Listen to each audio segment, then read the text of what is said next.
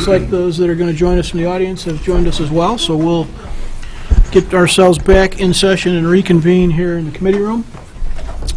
Tonight's subject is a continuation of primarily the Fairview conversation. And as you may recall, we were working towards the point where we might end up with some zoning changes. We're still working on that path. But we've had a couple of meetings, and I think this is really to sort of make sure that staff has a correct interpretation of all the stuff we've said over the last 2 or 3 meetings. And if we feel like we've gone far enough to say, yep, that's it, start drafting up an ordinance. So with that, I'll turn it over to Stan, and he can walk us down the road. Thank you, Mayor. Good evening, Mayor, council members, audience members, and staff. As Mayor said, we're going to be talking about the Fairview Focus Area implementation.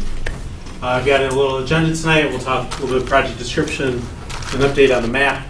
Last time we had talked about some locational setbacks, design guidelines, home occupations, the F3, building coverage in the F3, and the updated land uses. So I'll run through this presentation. As you know, the Fairview Focus Area Plan implementation consists of these 7 bullet points. The 2 we're going to be talking about tonight, and we have been talking about tonight, are in the past have been the defining the project area and then amendments to the zoning ordinance and the zoning map. So as we've talked about, going over this again, we're here at the regulatory framework to talk about key concepts and ideas. And tonight, staff is asking that if council is okay with everything we're presenting, to allow staff to sort of start working on this next phase with the zoning ordinance. This is the Fairview Focus Area map. We've updated this map. The last map we saw here at council meeting last month had bubbles on it still, so we've taken some of those council directions and really identified some streets, railroad tracks, and some other I'd say natural areas, natural street, natural breaks to have that be there with the Burlington and 2nd Street, and then Rogers Street as some of those natural breaks. It also sort of divvies up in terms of properties as well, so there are some properties that we want to make sure if it's owned by the same folks, they're in the same sort of colored area here. So this is just the concept map at this point that'll help us out as we develop some of these additional concepts that we were talking about last month in terms of identifying some areas that we might see from an F1 to a potential F3 or an F2 to an F3, just so we can sort of identify some of those areas maybe. This was shown at the last meeting in February. So we had our F1 building here and our F2 building here. If you recall, F1 was going to be 60 feet tall, and then F2 was 48 feet, but if we were adjacent to the railroad tracks, we get added up to 60 feet in the back there. And then, so this was shown as well with the F1 to F3 separation at the last meeting, and we talked about in the downtown, there's some transitional here where the first 35 feet you have to be set back a little bit, and I think council appreciated that, and then they also suggested, well, maybe we need to look at the height as well. So the concept that staff's presenting tonight is within the first 35 feet, the maximum height would be 35 feet for that F1 building. So you can see sort of the sketches here, and then this is more or less looking almost at ground level here. This is even 35 feet. The F3 height is 35 feet. So it'd be similar for those first 35 feet on a F1 property. So trying to provide some context to the height from adjacent properties.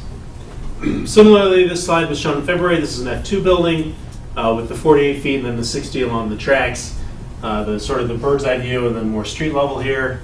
And then again, this would be again another one where if we wanted to, if council directed us to have the first 35 feet be 35 foot in height max. So you could still get a 3-story building portion here, and then that again shows some dimensions and some bulk here about how that might look and how that might work. Then staff took a look again at this sort of what's existing out there now, right? So this is a B2 building, zone B2 in the Fairview district. There's some B2 zoning, some B1 zoning, and some B3 zoning, so we have all the business zoning classifications. And then if these were our zone properties, we took these generally that way. So we see the light cyan colored building here at B2, apartment building in one of the R zoning districts, and some single family homes back here. So it's just a view of what could currently be built now if we were looking at maximizing everything out. Again, it's just some different views with B being here at the bottom looking this way. And then this is again a street view from that way, and then a street view from these residentially zoned properties, and what you would really see from the street or from the other street there as well. So then we looked at, well, if we apply this 35-foot rule in different locations, what do we see there? So again, This is our F1 building here. We're at 60 feet, and then we come down to 35. And so we sort of see this stepping up here. And then we also see in this view, we sort of see it stepping down to the single-family residential or potentially multi-family residential in here as well. This is, because the F3 is very similar to an R zoning, it could be an F3 or an R at those properties as well, but generally 35 feet there. So this just gives us some perspective in terms of the bulk and what, if someone were to build out to the maximum, what that could look like. And then again, what we're looking at from sort of a street view from the left side of the screen, and then if we were to come from the right side of the screen, what you would see. So you would be able to see the taller height, but immediately adjacent to the residential, you're going to still just have a 35-foot tall building there.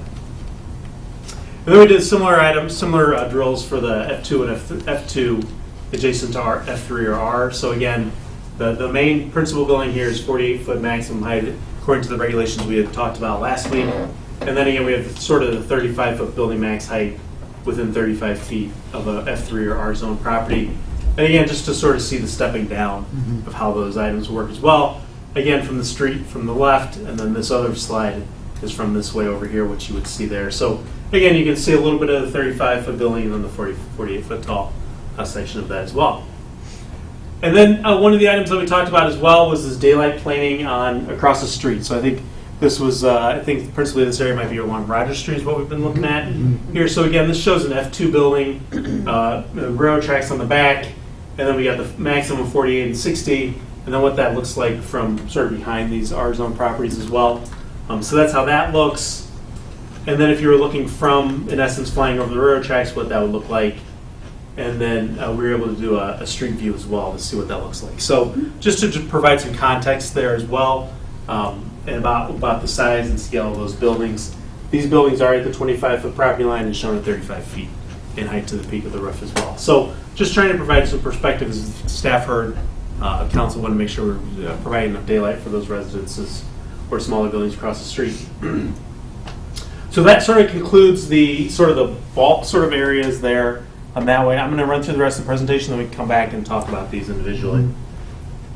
The next thing we wanted to talk about tonight was the design guidelines. I'm having a really good night with all these presentations. So we're cruising along, but the design guidelines. So we talked about the design guidelines in the F1, about them potentially being applicable to the new construction.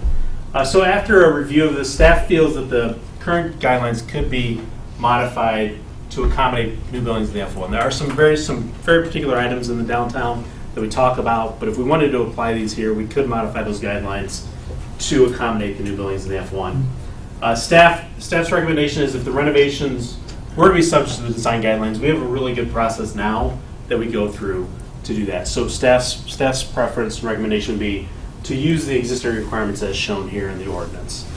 So the proposed work has to require a permit. So if you want to paint your building, we don't require a permit. There's no design review.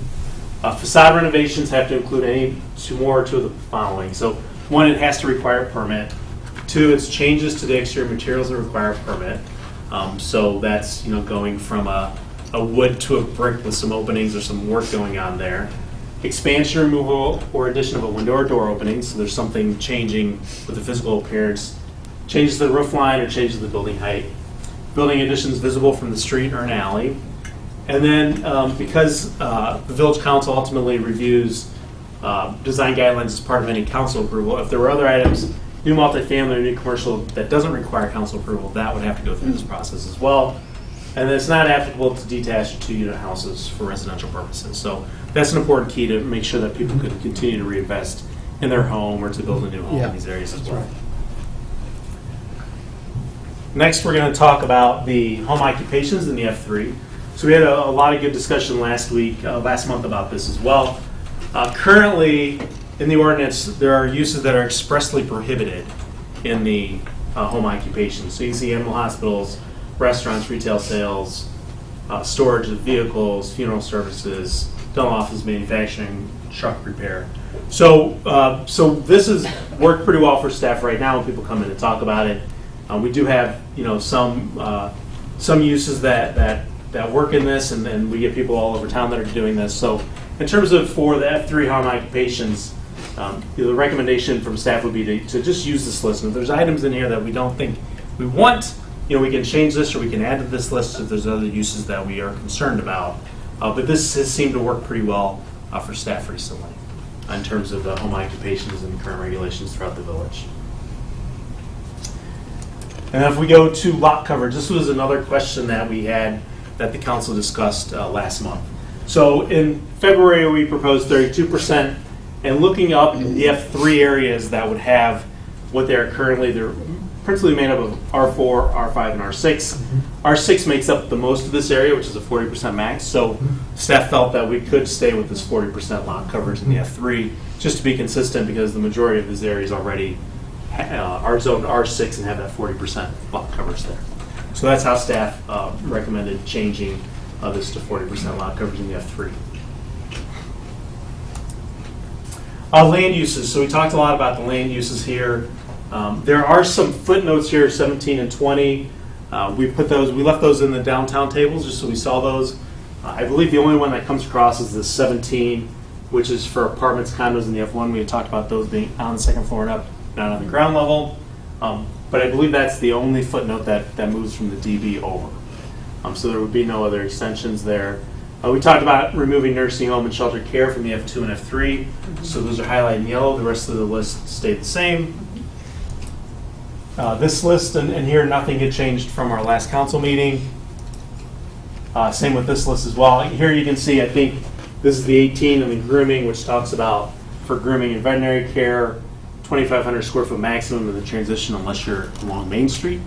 So it's a very particular regulation, but we did not extend that regulation into the F classifications.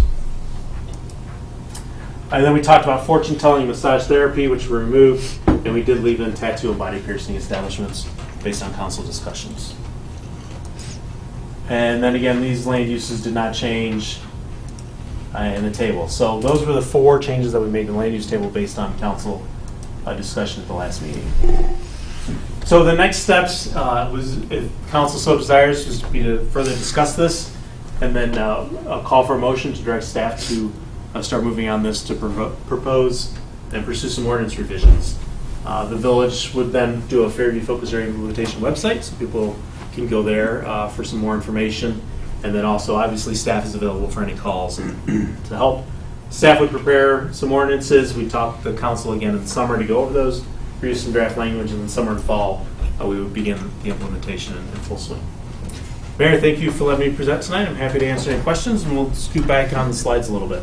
Thank you. So a lot of information presented by Stan. It was everything that changed from the framework based on last month's discussion by the council. Ultimately, we are looking to make sure that this framework meets the expectations of the council. If it does, we can proceed to next steps of the zoning changes that Stan just talked about. So the first thing we presented that Stan showed us was the map. So if we could go back to the proposed map, which would be the basis for a zoning map in the area. Just wanted to make sure that we have the right map. Mayor and council.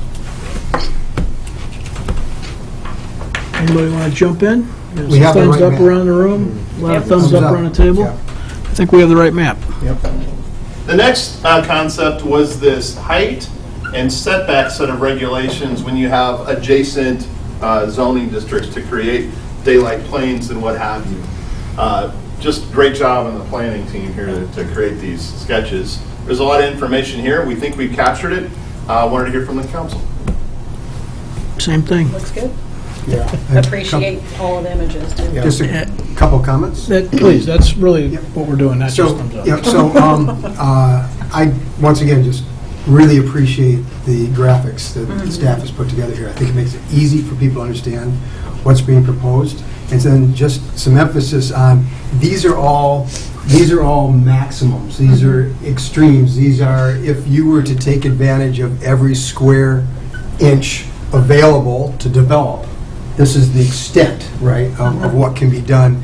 This will not be what happens. It will be something less than this in total, right? Some lots, maybe they do take full advantage, and when they do push the limits, that's why it's so important to have these sort of daylighting schemes where we're sensitive to what's next door and not so much in your face. And so I really I appreciate all this, and I think my opinion, I'm seeing the collective comments addressed as well as Yeah. the individual concerns I had at the last meeting. I see everything reflected in what was presented, so I thank you.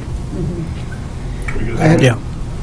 Yeah, the other thing too, between F1 and F3, it looks like with the map, most of the border between them are streets. Spin back and stand. So this, while this is the right way to go, in application, Steve, could you point out where they're not streets? So There's only a couple. Northeast. Yeah. Couple, yeah. So there's a couple here at Fairview and Rogers where it tees up right there. Okay. So right Then just to here, your east there. in this area along here, along And then on the Maple, just east of the Right. car place, and then the strip mall there as well. yeah, And then along the south, if you were to Second extend Second Street. Street And then west. right here, out extend right here. So Mhm. this is a street here, but on Yeah. this side, there Got it. needs to be a break in there somewhere. Yeah. okay. Point just being, I think the application of this is going to be relatively minimal. Yeah. Yeah, we really took that as part of the direction, not only to buffer it in terms of if you Yeah. do have adjacencies, but to try to avoid it in the first place, right? If you're in the room here as a spectator tonight, or you're watching a TV, please know that this minimal comment and a lot of thumbs up is a function of, this is meeting 4 on Fairview? This is a 7 already? 6 or 7, yeah. All right. Started in September, I think. Yeah, and 4, 7, 12, whatever it is. The point being that this is an ongoing conversation. It will continue past tonight, but that's why you're seeing a lot of, this is what staff did, was hurt us, frankly. Well, we need a little more specific direction on the council on the application of design guidelines in the F1 district, the sort of the core area. There's two concepts on the table. One is for new buildings only in that area. The other is would it apply to renovations? And you heard Stan talk about if the council directs us to go with new, we just tweak a little bit of language. And if you wanted to apply to renovations, we recommend using the triggers that have worked so well for us in the downtown. Mayor? Reminder, this is not architectural style or design, right? These are elements very much like what we've been talking about. So what's everybody's thought? New buildings, My preference would just be new. would just be new? Same. Mine would be new and existing. Same. Same which same? Same as everybody. All right. So Same as wait, mine. wait, wait. I couldn't write that down. I heard Commissioner Sadowski Fugit say new. I heard Danny say new. Same Sorry. with Mm. We were both for new and renovation. All right. So if you're in renovations, that counts for. renovations that require 2 or more of the following, Yeah, Yes. so Yes. under the guidelines. which is, Commissioner just so Gilmore. I'm clear, is the way it is for downtown right now, correct? That's correct, Right. yes. Yeah. Seems like should be the same. I'm in the new camp. Part of the general starting point for me on a lot of this is to try and add flexibility and cause people to see and feel less restriction to getting something done and to starting in. So I'm on the new fence there. Okay. Well, can I, Yeah. one concern I have by not including the renovations is that it might drive people, by including the renovations, there's no great benefit one way or the other, and it might be more likely than to encourage people to go ahead and do new things, if you will. But by leaving the carve-out on the renovation, you might be less likely to go the new route, because I can For sure. take advantage of the renovation route and not have to comply with the guidelines. I don't recall, where we all landed from a voting standpoint, because we didn't really do that, but that's certainly true. I think one of the things that I remember being part of our conversations, I had a lot of head nodding, was this idea that we were sort of hoping for reuse and hoping for rejuvenation of existing buildings. And Yeah. and that, to me, I think you're right, but that's part of why I'm kind of hoping people feel a little more freedom on the renovation front. Yeah, Okay? kind of what I was thinking as well. I was hoping to encourage senior development myself. Okay. So to capture that, Commissioner Davenport, if it's new only, it could encourage renovations. And the mayor, you were talking about, maybe that is the proper instead. Right, see, maybe that's really not the consensus. Yeah, and I would just add, I think one of the things, I think, Mayor, you've said a lot that I agree with, is just the idea of, Say that again.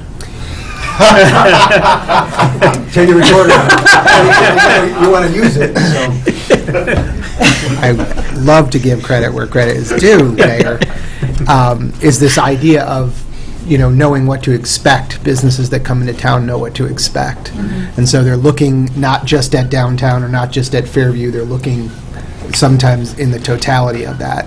And the idea that they're now having to keep track of where we're expecting these and where we're not, and I don't know, it feels, personally, I wasn't a huge fan of the downtown design guidelines. I candidly, I remember I sort of voted against it because I felt like it was, in some ways, a bit of a burden, but I think now that they're in place, this idea of businesses, folks looking to invest, coming in, should be the same.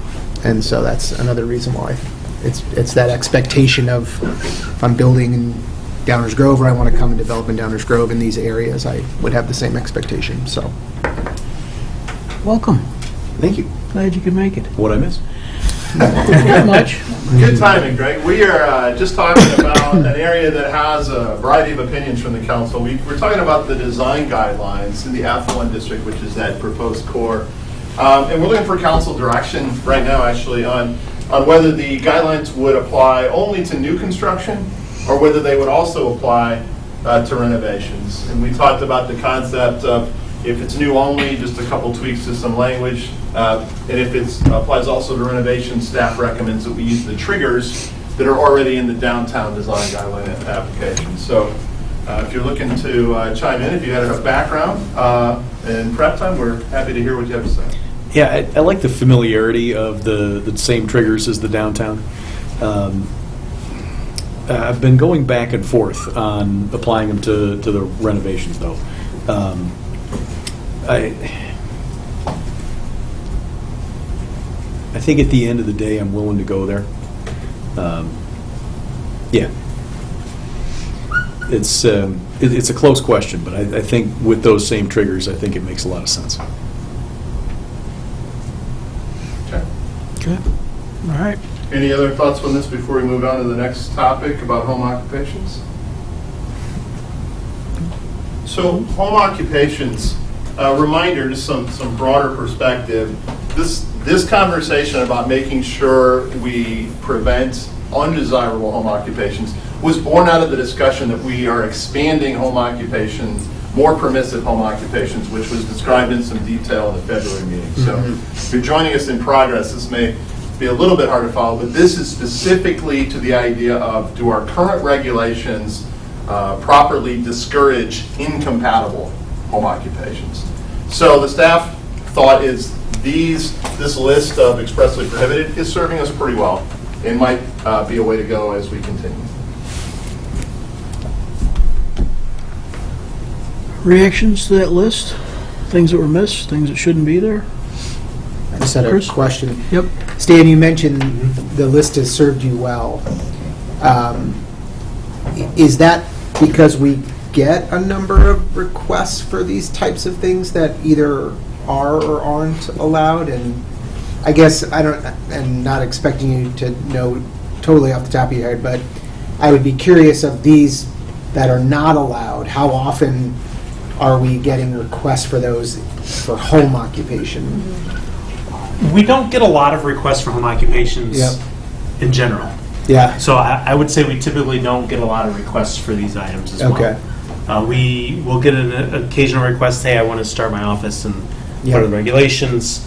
I think a lot of this comes down to enforcement. So if somebody starts with a car shop in their garage and we get calls, Sure. hey, something's going on, we can point to this to say, hey, you can't do automobile repair, it's not in the rules. Yeah. It's not allowed. So I think it's more that way. Sure. But we don't necessarily get, and occasionally we'll get somebody, hey, can I run a garage out of my house? Yeah. And it's an easy answer. Right. But we don't typically get a lot of these where people are coming to us and asking those questions. Okay.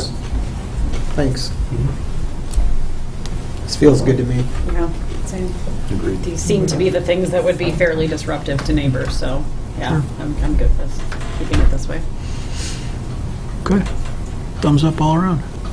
Okay, the next one is a minor one, but an important one, especially if you're designing and building in the F3, and that is lot coverage.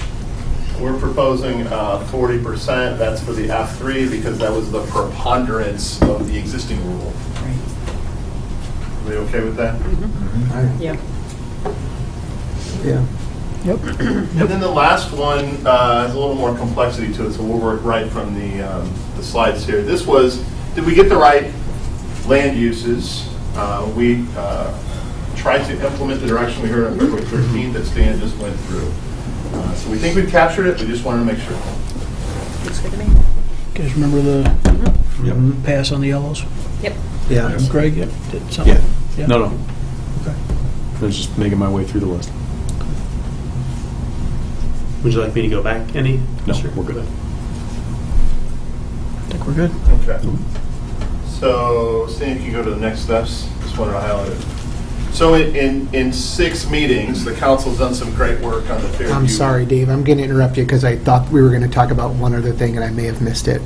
Can you go back to the types of, can you go back a couple, one more? The slide where it talked about theater and auditorium, are we coming, is that coming up? Let's do it. Yeah, perfect, thank you. Can you tell me what the, like how we define a theater or an auditorium, or at least just an understanding? Auditorium has a I think a distinction of size to me, and I guess I'm wondering how that plays out, auditorium versus a theater versus a club kind of thing. If you can give me just a second, I'm Sure. trying to open up the municipal. Or maybe asked another way. Jason, the definition person. Oh, yeah, hey, Jason. I'll read it if I don't read it down. Yeah. I'm almost there. Okay. Go ahead, Chris. It's just more about size. I think we've got, I'm interested to know if the theater has a certain size, max or minimum. And I guess where I'm going with that is I could see a small, very small music venue. Is that a theater? Is it a club? You know, and where that falls in this. Let's start with that one. I think Okay. that's an easier question for the planning. Yep. Would we allow with this zoning set of regs, Stan and Jason, put together in the spot, if we had like a small music venue come through, is that a yes? Yes, that would be I would an think allowed so. use, yes. Yes. Okay. F1 and F2. Yeah, Yeah. they're all auditorium, theater, those are all permitted, and with the Yeah. permitted element of it, they would be allowed. Yeah. Yeah, I think of some small music clubs, I don't consider them theaters. I don't consider them auditoriums, I consider them clubs, or, so I just want to make sure that it sounds like it's included, so I Has just something want to do with the number of occupants and some of the elements that are in the space, probably, in the definition, I'm guessing. So in our zoning ordinance, we have a general definition for assembly and entertainment, which we do have a definition for, and that's uses that provide gathering places for participants or a spectator, recreation, entertainment, or other assembly activities. Assembly and entertainment uses may provide incidental food or beverage service. Typical uses include arenas, billiard centers, video game arcades. We still have those auditoriums, bowling centers, cinemas, and theaters. And then the following uses are included in the assembly and entertainment use subcategory but are prohibited in the village, and that includes off-track wagering locations and hookah lounges. So we don't have a specific definition for auditorium, cinema, and theater, but they're specifically called out, and we can make a determination with that using the dictionary. That's how we determine. So we do actually have a definition of auditorium in the in the in the definition section. section. good place for it. Yes. So a theater is defined as a building or outdoor area in which plays, movies, and other dramatic performances are given. Okay. So apparently not comedic performances, but dramatic Yes, performances. right. Thank No, you. that takes place at 801 Burlington. An auditorium is a large building or hall used for public gatherings, typically stage performances. So I think there's a little bit of a give and take. Maybe not the clearest of definitions, but I think there is some idea there that we could. So I don't make it hear small music club in any of that, right? And so then I guess the question is, the assembly category sort of is more, it seemed to be more general, and then it got more specific in the auditorium, cinema, and theater. So Yes. would the small music club fit in the more general assembly and entertainment space? Yes. Yeah, so the question is Yeah. we're trying to bat this around, do we see anything about this proposal that would somehow prevent Yeah. the small music club Okay. from operating? And the good news is, because of the way it's proposed now, they're all permitted, no matter which way you define it. So we think that's the direction that. Well, and probably not, because whatever it is, it's probably not going to just be music. It's going to be some food, beverage, or something else, so they're going to have to come in for other Yeah. things. And it'll fall under another category. Yeah. But even if it was, this is going to allow it. Yeah. Right. Right. Okay. That's- It's an assembly and entertainment. Yeah. Right, I think it comes in. Great. Yeah, Thank you. I think the issue. Good? Yeah, good. Yeah. I mean, the issue with these types of establishments coming in as a permitted use as opposed to a special use is going to be the required parking and all that. So I caution just that Oh. going in as by right for those types of larger establishments that we're talking about, the cinemas, the movie theaters, that kind Sure. of thing. If they can come in by right, we won't Right. have the opportunity. But they're going to want other licenses they're going to have to apply. Hopefully, but, we won't be able to put any Yeah. conditions on those types of larger establishments that will have impact to the neighborhood. Yeah. Whereas I think the ones where Commissioner Martin is, I think, thinking of Yeah. the smaller establishments will probably come in as a restaurant or Right. a bar or Yeah. something along those lines that will have live entertainment. Coffee house or something. Yeah. Right. Well, one of the fundamental things about all of our downtown stuff is it generally has insufficient parking. I mean, whether it's Fischel Park or it's the Tivoli Theater, or, I mean, or, for that matter, any one of the restaurants, the parking is not, Yeah. doesn't comply with any of the rest of our code about parking. Just to capture the essence of what we were going for here is, early on in this process, we heard the direction from the council to make the Fairview area more permissive zoning in the downtown, and that's really what's playing out in generally, right? Yep, I'm still good with that. I am too. By right. Everybody good? Yeah. Okay. Gonna restart? Okay. We've been working on the Fairview sort of rezoning aspect of this larger project for several months, going back to, I think, September or October. Council's done a couple of things so far. One, you confirmed the recommendations in the 2017 comprehensive plan for this area. Then you confirmed the boundaries of this project. Then we spent the last 5 or so meetings developing this framework, which will allow the staff to move forward and go to a rezoning process.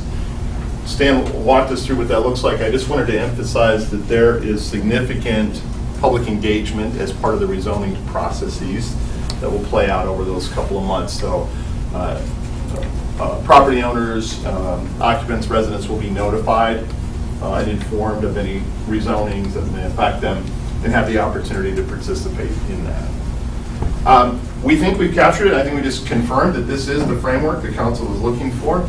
We would appreciate a motion accepting the framework and directing staff to initiate the rezoning related actions. Anybody want to make that motion? So moved. Is there a second? Second. So before we vote on it, any further comments? I would just say, great job. Yeah. Like, this is a ton of thought, both the council and staff, that, I mean, we just breezed through all that. It looked like we flew through all that, but there's a lot of thought in this, and I appreciate staff and council for work on this. This is moving at the right pace, but in a much more efficiently than I actually thought it could, so kudos to everyone. Yeah. Yeah, thanks for saying that. It's a lot of people working hard. Yeah. Yeah. We have a motion on the floor. Anybody from the audience want to weigh in before we take a vote? Warner, please. I've got a question in terms of all of the information you put down for land usage. What about if I was a religious organization and I wanted to move into the community? And I know of one church that moved into a community and they bought a house, gutted the inside of the house, made a church out of it, and therefore you've got the parking and so forth. Would that be allowed under the land usage?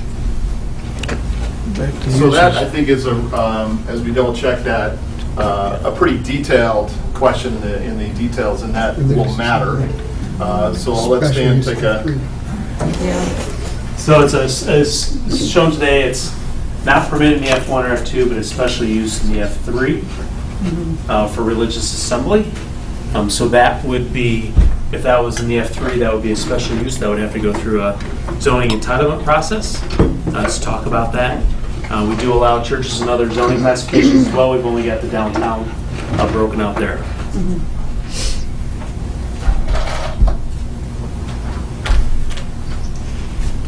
Clear? Janet? Okay, couple of things.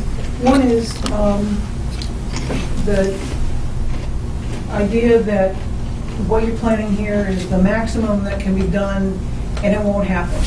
I think is not very well thought out because it could happen and it probably will happen.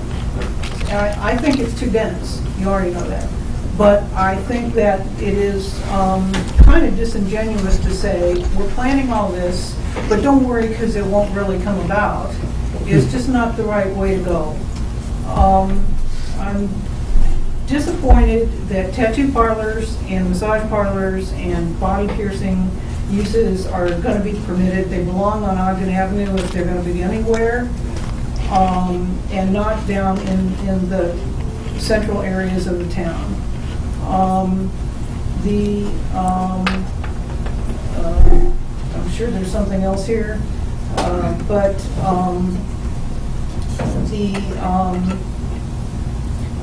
I think it's too dense, and I think it's going to all look like Maple Avenue, and there will be not enough sunshine, and it's going to be, oh, I know what I'm going to say, and the public engagement, I'm glad you're doing this, I really am. I kind of think that instead of guiding Downers Grove, it ought to be called Radical Transformation of Downers Grove, but we're going to have people, and you're engaging people, and that's great. What happens if nobody likes it? Are you going to change your mind? I mean, that's kind of the real question about you're going to bring people in and tell them what's going to be, and everything's going to be great. What if people don't like it? Are you flexible enough to change your minds? And if you're not, then why have it at all? That's kind of what I had to ask. So, but thank you for doing it. I appreciate it. Others, please. Robin? It's not directly applicable, but I want to get my 2 cents in anyway. I know the staff We'll come back. I promise we'll come back at the end. But go ahead. I hear it. I just want to thank the staff and the council for exploring inclusionary housing incentives. I'm glad that's being worked on by the staff. I look forward to hearing what they're able to discover, and I really appreciate that movement on affordable housing for Downers Grove. Thank you. Thank you. Anyone else? Question, if I could? Sure. Scott Melrose, I'm a Downers Grove resident. I actually live fairly close to this area being discussed. I'm new to this whole subject. I gathered from the comments here, and just want to check if I'm right on this, that this is something that comes from a development plan that was established all the way back in 2017, and the scope, it appears to me, of what you're working on is to make things more uniform, yet a little bit more permissive than what's required in downtown. Did I capture that? Yeah, pretty much, you nailed it. Yeah. Okay, anything I missed? No, but if you I'd encourage everybody, yourself, but everybody else, to spend a little time on the website. It can be a little tedious because there's a lot there, but there's a lot there because there's been a lot of thought and a lot of conversation into it. But please spend some time with it and keep coming to meetings. Anyone else? Okay, any more council comments or questions? Okay, is Rosa here? Rosa, would you call the roll on this? Commissioner Tully? Aye. Commissioner Davenport? Aye. Commissioner Glover? Aye. Commissioner Gilmartin? Aye. Commissioner Sadowski-Fugit? Aye. Commissioner Jose? Aye. Mayor Barnett? Aye. Passes unanimously. Good work, everybody. Good work, staff. As a reminder, there will still be conversations on this very subject. What we're going to end up with is a draft ordinance, a keyword draft.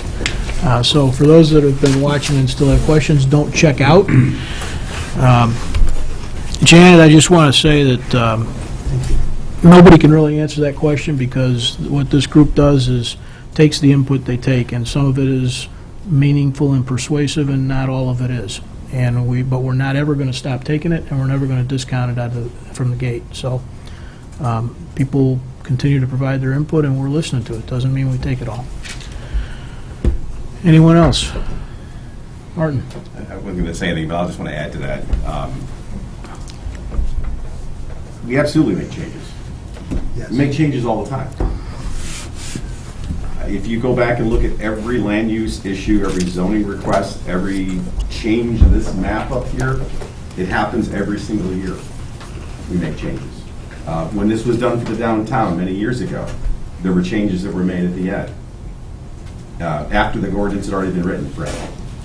So it is by definition dynamic. None of this is carved in stone. There's always input. There's always adjustments when warranted and justified. This is a framework, and then you kind of see how people react to it, and you make adjustments in the field as you go. It's been every year for 20 years. I mean, I'd be happy offline to point you to dozens and dozens of examples. So it's not just, you don't have to take my word for it. I voted on many of them, that's why I know. Any more council comments or questions for the evening?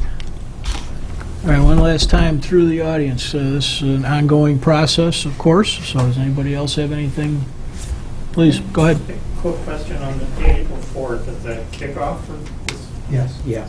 This is when we're going to present the ideas to the public?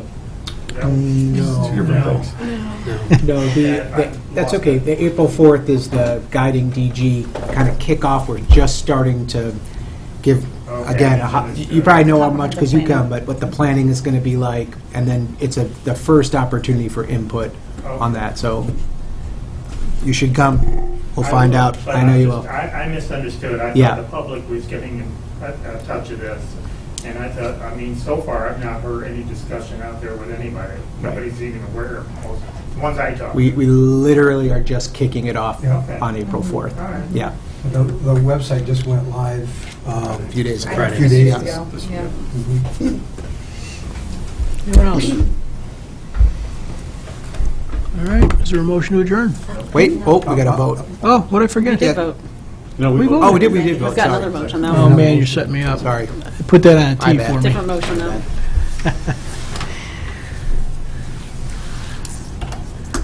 Help me out, Leslie. All right. Mayor, I move to convene into closed session pursuant to Section 2C1 of the Illinois Open Meetings Act to consider the appointment, employment, compensation, discipline, performance, or dismissal of specific employees, specific individuals who serve as independent contractors in a park, recreational, or educational setting, or specific volunteers of the public body or legal counsel for the public body. I further move to convene into closed session pursuant to Section 2C3 of the Illinois Open Meetings Act to consider the selection of a person to fill a public office as defined in this act, including a vacancy in public office when the public body is given power to appoint under law or ordinance, or the discipline, performance, or removal of the occupant of a public office when the public body is given power to remove the occupant under law or ordinance. Second. All those in favor say aye. Aye. Opposed? We are going to reconvene our meeting in closed session. We will not be coming back to the public. We will adjourn from there. Thank you all. Good night. So, Thanks, Council, was there